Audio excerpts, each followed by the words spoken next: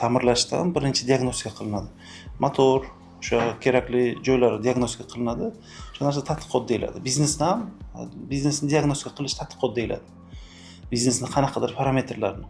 Bu yerda endi har xil demak parametrlar bo'ladi biznesda va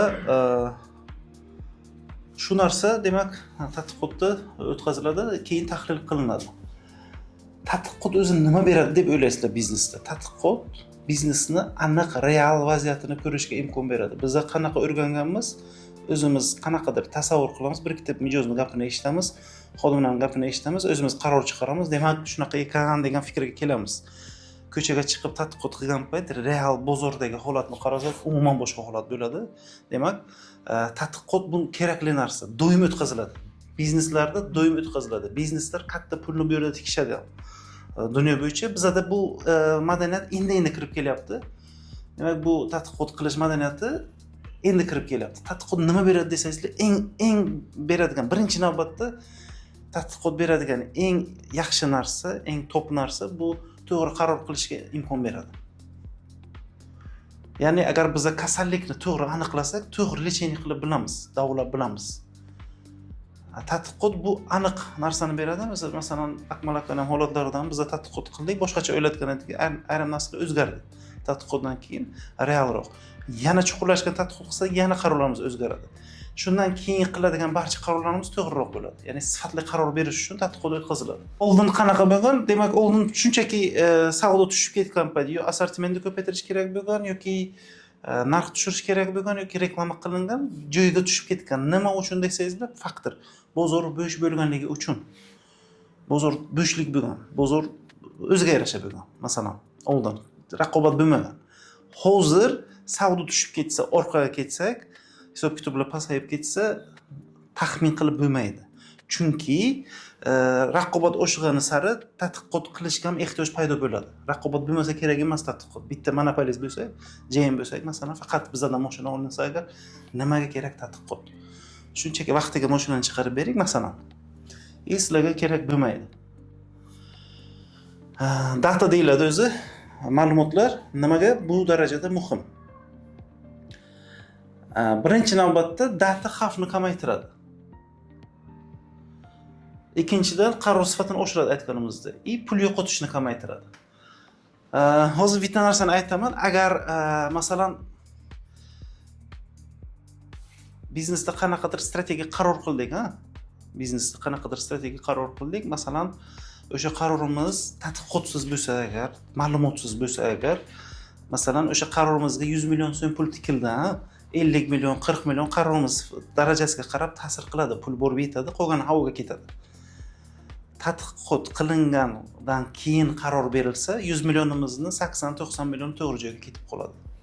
Ya'ni qiladigan qarorimizda pul masalasida ham to'g'riroq joyga o'sha qarorimiz boradi.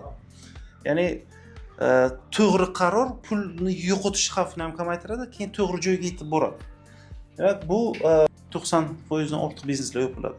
Ochilgan bizneslar yopiladi, bu aniq fakt. Hech qanaqa masalan bu yerda bo'lmaydi deyish ham noto'g'ri. Keyin ko'pchilikda shunaqa fikr bor, meni biznesim yopilmaydi. Mana shu 90% o'taman deydi, men 91% man deydi. Yopiladi. Real fakt. Real fakt. Men o'zimdan bir nechta harakatlar bo'lgan, biznes sifatida nimadirlar qilmoqchi bo'lganman, o'xshamagan ko'pi. Bu masalan hozirgi ko'rayotganlaringiz bitta o'xshagani endi-da bo'lyapti. Hozirgi holatda. Demak, nima uchun yopiladi desangizlar, ko'p holatlarda biznesda nima deb o'ylaysizlar? Nima uchun yopiladi biznes? Biznes klient bo'lmasligidan, mijoz kelmasligidan yopiladi. Yoki mijoz keladi, foyda yo'qligidan yopiladi. Yo mijoz keladi, foyda bor, rasxod ko'pligidan yopiladi. Ya'ni mijoz kelyapti, savdo zo'r, foyda zo'r, lekin chiqib ketyapti ham. O'shandan yopiladi. Asosan faktorlar shu. Ya'ni birinchi baribir foyda kelishi uchun mijoz kelishi kerak-da, xarid qilish kerak. Birinchi faktor bor mijoz kelmaslikdan. Asosan shu. Nima uchun mijoz kelmasligi mumkin? Mijoz agar sizlar beradigan xizmatni yoki tovarni o'ziga, ya'ni foydali deb hisoblamasa, mahsulot yaxshi bo'lmasa agar mijoz kelmaydi. Demak, mahsulotni yaxshi qilish uchun mijozga mahsulot yoqyaptimi, yo'qmi, o'zi biznesimiz ma'qulmi, kelmoqchimi yana, nimani o'zgartirishimiz kerak bilish uchun nima qilamiz? Tadqiqot o'tkazamiz. Demak, tadqiqotni eng sifatli tadqiqotlardan biri bu CASDEV deyiladi, Customer Development deyiladi. Bu biznesdagi eng kuchli instrumentlardan biri, CASDEV deymiz. Nima uchun bu o'tkaziladi desak agar, CASDEV ko'p maqsadlarda o'tkaziladi. CASDEVni odatda biznes egasi o'tkazgani yaxshiroq yoki marketing bo'limidan burun yaxshi o'sha tadqiqotchi xodim va biznes egasi o'tkazgani undan yaxshiroq. Agar iloji yo'q bo'lsa, marketing bo'limini o'zi o'tkazib biladi yoki outsource marketing agentliklariga berish mumkin. CASDEVlarni iloji bo'lsa biznes egasi o'tkazgani yaxshiroq, chunki uni miyasidagi obraz ozgina o'zgarib, boshqacharoq o'sha formirovание qiladi. CASDEV nima degani? Bu CASDEV degani mijoz bilan o'tirib, ma'lum vaqt o'sha bitta muammo yoki bitta masala atrofida suhbatlashish. Biza xohlaydigan mijoz bilan. Masalan, Akmal aka avtotuning bu kishi sohasida, bu kishining mijozlari bor. O'sha inomarkani egasi yangi mashina olgan. U kishi bilan o'tirib, Akmal aka iloji bo'lsa 2-3 soat suhbatlashadi. O'zi qanaqa insonsiz, qanaqa yashaysiz, nima uchun sotib olasiz emas, qanday ertalab uyg'onasiz, kechqurun qanday uxlaysiz, muammolaringiz nima o'zi, nima uchun o'zi mashina olyapsiz. Ya'ni CASDEV chuqurlashgan bo'ladi. Demak, bu eng sifatli tadqiqotlardan biri bo'ladi. Birinchi raqamda, birinchi o'sha CASDEV bilan boshlaganimiz sababi CASDEV demak eng kerakli, ko'p o'tkaziladigan eng sifatli tadqiqotlardan biri bo'ladi. Bundan sifatli tadqiqot turi yo'q. CASDEV doimiy jarayon, bir marta qilinadi, tugaydi emas. CASDEV odatda o'sha marketing bo'yicha ustozlar, katta shu chet eldagi, dunyo tajribasidagi katta marketologlar faqat bitta narsani ta'kidlashadi. CASDEV odatda 3 ta insondan doimiy olinishi kerak. Birinchisi bu demak bizdagi hali kelmagan mijozlar. Obunachilarimiz yoki bizani taniydi, biladi, hali nimagadir haligacha sotib olmagan. CASDEV shular bilan o'tkaziladi. Ya'ni qanaqa ma'noda o'tkaziladi? Nima uchun haligacha menga mijoz bo'lmagansiz? Nima qilsak mijoz bo'lamiz? Keyin aytadiki, nimadir tam reklama yetishmayapti. Yana qanaqadir o'sha nimadir yana yetishmayapti. Narxingiz qimmat deb o'ylayapman, siz haqingizni yaxshi bilmayman, chuqurlashgan. Ya'ni o'sha CASDEVdan keyin mijoz kerakli javobni beradi va o'sha joyni shunchaki yechsak, hali kelmaganlar bizga mijoz bo'ladi. Ikkinchisi, CASDEV kim bilan o'tkaziladi? Hozir olayotganlar bilan. Olayotgan odamdan so'raymiz, nima uchun bizdan sotib olyapsiz? Nima uchun bizdan raqobatchimizga ketmadingiz? Nima bizdagi nima sizga yoqdi? Degan o'sha savollarni beramiz. Uchinchisi, ketib qolgan mijozlar. Ketib qolgan mijozlarda nima uchun bizdan ketdingiz? Mayli, men sizni masalan qaytarmoqchi emasman, lekin nima qilsak sizday mijozlarni biz yo'qotib bilmaymiz. Bu narsa doimiy biznes egasi tomonidan o'tkazib turilishi kerak. To'g'ridan to'g'ri mijoz bilan. Kimlar o'tkazadi desangizlar agar, endi CASDEV to'g'ridan to'g'ri o'tkazadigan tadbirkorlar ko'p. Dunyo tajribasida qarasak, Amazon marketplace'ini hammamiz bilamiz, eshitganmiz hech bo'lmasa. Egalari bor Jeff Bezos. Jeff Bezosning o'zi oyida bir necha marta oxirgi mijoz bilan o'zi gaplashib turadi. Bu yerda tspochkada Jeff Bezosdan pastda generalniy direktorlar, general tam CEOlar, u yerda pastlarda to kuryer, oxirgi mijoz bilan uchrashadigan odam kuryer va oxirgi iste'molchi mijoz bo'ladi. Ya'ni Jeff Bezosning o'zi bir necha marta har oy oxirgi mijoz bilan gaplashib turadi. Bu narsani yaqinda eshitdim, Tim Cook qilar ekan. Apple'ni asoschisi kim eshitdi shuni? 4 ertalab turar ekan, har kungi ritual. 4 ertalab turar ekan. Jalba degan o'sha Apple'ning nimasi bor, yoziladigan joylar bor. Birinchi kirib o'sha 10-15 jalbani o'qib chiqarar ekan. Hattoki Tim Cook yaqinda shunaqa holat bo'lgan, zavod, brak mahsulot ishlab chiqarishni boshlagan payti zavoddan oldin Tim Cook eshitgan. O'sha zavod. Bu yerda Apple mahsulotlari bitta zavodda ishlab chiqarilmaydi, hamma biladi. Bir necha zavodlarda qanaqa bo'lgan? Demak, mijoz qanaqadir jalba yozgan mahsulot bo'yicha, keyin Tim Cook sirazi ertalab o'sha 4 ga turar ekan, qiladigan ishi 1 soat, 2 soat shu ekan har kun. Keyin yozgan qaysi partiya kodi nechi mahsulotingizni, keyin kodni mijoz yuborgan, o'sha partiyani aniqlagan, o'sha partiyani darrov zavodga zaпрос bergan, sen brak chiqaryapsan. Hatto zavod keyin topganda, zavod bilmagan, brak chiqarayotganini lekin Tim Cook bilgan. Bu degani nima degani? Biznes egasi, brend egasi, hozirgi o'sha direktori deymizmi, boshqaruvchisi eng pastdagi ma'lumotlarni xodimlardan ko'ra tezroq biladi. Bizda o'zimizda O'zbekistonda bilasizlarmi yo'qmi, Zafar Hoshimov Korzinka egalari borlar. Facebookda shaxsan o'zlari ko'radilar jalbalarni. Молодец. Da, hammasi jalbalarni ko'rmaydilar. 9tadan 10tadan 9tasini ko'rmaydilar, bittasini ko'radilar, lekin umumiy jamoa, hamma boshqaruvchilar shu manikini ko'rib qolmasinlar deb hamma siqitilar harakat qiladi. Doim jalbalanadi. Nima uchun deb o'ylaysizlar, endi bu ishlarni ular qiladi. Nima uchun tepada turgan eng katta odamlar ularni ishonmaysizlar, har 5 daqiqasi prioritetnida, har 5-10 daqiqa vaqtlari prioritetni.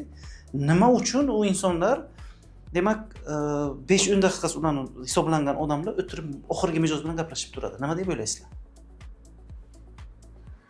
Tadqiq orqali tabiiy doimiy bilib o'tirishlar, mijozni Shunday. Yana biznesni boshlashda masalan maqsad qo'yilgan o'sha maqsadiga borayotgan qanchalik to'g'riligini o'ylash. yana zo'r. Akmal aka. Birinchi bo'lib kamchiligini bilish, Shunaqa. xatoligini bilish. Agar biznes qulashga kelgan bo'lsa, uni saqlab qolish qiyin. Agar u buzilishni boshlagan bo'lsa ham saqlab qolish qiyin. Bu narsalar doimiy sifatni saqlash, o'sha biznesni umrini uzaytirish uchun qilinadi. Bu narsa agar muhim bo'lmasa, biznes egasi uncha vaqtini bu ishlarga sarflamasdi. Buyer persona degan narsa bor. O'zi umuman bu auditoriyani tadqiqotga kiradi, auditoriyani o'rganishga kiradi. Auditoriya degan narsani bilamiz, bizning potensial mijozimiz. O'zi buni iloji boricha chuqurroq o'tkazish kerak. Kim o'zi bizga mijoz, nima uchun kelyapti, qanaqa ehtiyojlar bor, qanaqa odam u, nima fikrlaydi, dunyoqarashi qanaqa, qanchalik ideal darajada bo'lsak, shuncha qarorimiz to'g'riroq chiqadi. Ana shu narsani aniqlash uchun o'sha marketing tadqiqoti bor. Buyer persona degan narsa birinchi tadqiqot qilinadi-yu, keyin umumiy xulosa chiqariladi. Buyer persona degani o'rtacha bizga mijoz inson. Masalan, bitta kino bor edi, o'sha marketolog haqida, fransuz marketolog bir sizlarga xudo xohlasa nimani tashab qo'yaman. Silkasini tashab qo'yaman. O'sha yerda deydi, mana auditoriyam deydi, 35 yoshli ayol 1,5 ta bolasi bor deydi-da. Ya'ni bu 1,5 ta bola o'zi 1,5 ta emas, o'zi aslida bitta auditoriyasida bitta bola bor, bittasida ikkita bor. O'rtacha chiqargan 1,5 ta bolali deydi, falon dahoda bor, shunaqa deydi-da, buyer persona. Ya'ni buyer persona xuddi shu narsa. 2,5 ta bolasi bor, oyligi bittasi 4 million, bittasi 3 million topsa 3,5 million oylik oladi. Shunaqa qilib o'rtacha auditoriya portret chiqariladi. Bu narsani bilish muhim, shunga qarab keyinchalik barcha kommunikatsiyalarimiz bo'ladi. Ya'ni biz hech qachon o'zimizni miyamizga kelgan narsani reklamada, kommunikatsiyada, marketingda, mahsulot ishlab chiqarishda ishlata olmaymiz. Miyamiz xarakterimizga qarab ishlay olmaymiz. Biz mijozimizni miyasi xarakteriga qarab qanaqadir qarorlar berib, ya'ni marketing harakatlarni qila olamiz. O'zi marketing nima degan paytda, marketing bu aslida hamma o'ylaydi faqat reklama debdi, kommunikatsiya. Marketing bir qismi, oxirgi tsepotchka ketadi marketing, mahsulot ishlab chiqarish, hatto xomashyo ham marketingga kiradi. Xomashyoni yaxshisini olish, yomonini olish, o'rtachasini olish, keyin tsepotchkalar, oxirgisi mijoz bilan o'sha qanaqadir svязga kirishish, ya'ni nima deydi? Kommunikatsiya deyiladi. Biz faqat biladiganimiz O'zbekistonda kommunikatsiya. Target reklama yoqish, SMM qilish, reels qo'yish, bular hammasi kommunikatsiya. Oxirgi jarayon. Demak, buyer persona biz Toolbox kompaniyasi shu ishlab chiqarganimiz, o'zim ko'proq yoqadigani shu. 3 xil buyer persona chiqarganmiz. Birinchi o'sha segmentlarga bo'lganmiz mijozlarni. Birinchisi masalan, qurilish sohasida ishlaydigan ustalar segmenti bo'ladi. Bular imina arzon narxda qidirmaydigan ustalar bo'ladi. Juda ham arzon instrument emas, o'rtacharoq, yuqoriroq chekda ishlaydigan ustalar. Birinchi segmentimiz shular. Iloji boricha 3-4 varaqam yozilsa ham yaxshiroq. Bu nima uchun kerak? Buni birinchi navbatda biznes egasi va marketing bo'limi odamlari, o'sha xodimlari bilish kerak bo'ladi. Chunki har bitta bizning harakatimiz, даже mahsulotni qadoqlash ham shu narsaga qarab tayyorlanadi. Qaysi rangda hatto ishlatishimiz. Masalan, bizning auditoriyamiz erkaklar bo'lsa, masalan, erkaklar bo'lsa, yoshlari o'rtaroq bo'lsa, agar ularga masalan fioletoviy, rozoviy ranglar ishlatilmaydi upakovkalarda, bu seriozroq ranglar ishlatiladi. Demak, bu narsa hattoki o'sha rang podborigacha, hatto brend nomigacha ta'sir qilishi mumkin. Buyer personada demak, bizga asosiy kerakli bizlarga ma'lumotlar bo'ladi: yosh, kasb, joylashuv, oilaviy holat, daromadi bo'ladi. Undan tashqari chuqurlashgan buyer personada biz to'ldiramiz muammolar, qo'rquvlar, maqsadlar. Qanaqa buyer persona yig'ish mumkin? Nima deb o'ylaysizlar? Eng oson yo'li buyer personani ma'lumotini olishni. Eng oson yo'li. Biz mijozimizni o'rganmoqchimiz, qanaqaligini tuzmoqchimiz. Eng bazaviy oson yo'li. Tez bugun qilishimiz mumkin yo'li. Nomer saqlanib qilish. Yo'q. Nomer saqlanib qilish kerak, lekin yo'q. O'zidan doimiy mijozlarni asrashdan. topdingiz. eng dostupniy yo'li bugungi doimiy mijozimizdan so'rash. Bitta varaq olinadi, kimsiz, necha yoshdasiz. Endi yoshini bilsak so'ramaymiz, ismini bilsak so'ramaymiz. Nima qo'rquvlaringiz bor, daromadingiz qancha, qayerda ishlaysiz, nima uchun bizdan olyapsiz, nima bizga yoqyapti, nima odatlaringiz bor. O'sha asbob sifati masalan qimmat bo'lsa yaxshiroq deb o'ylaydi masalan. Bizda buyer persona shunaqa.